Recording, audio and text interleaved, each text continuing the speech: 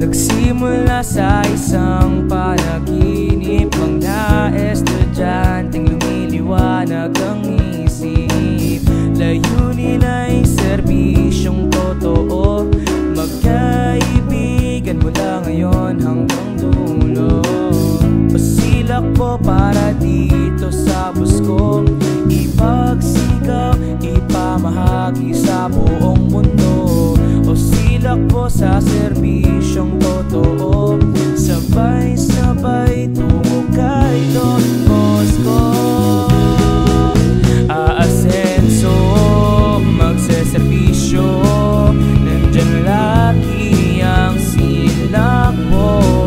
Di ka iiwanan, tatalikuhan, nandito lagi kami sa iyong gabi. Aasenso, magseserbisyo,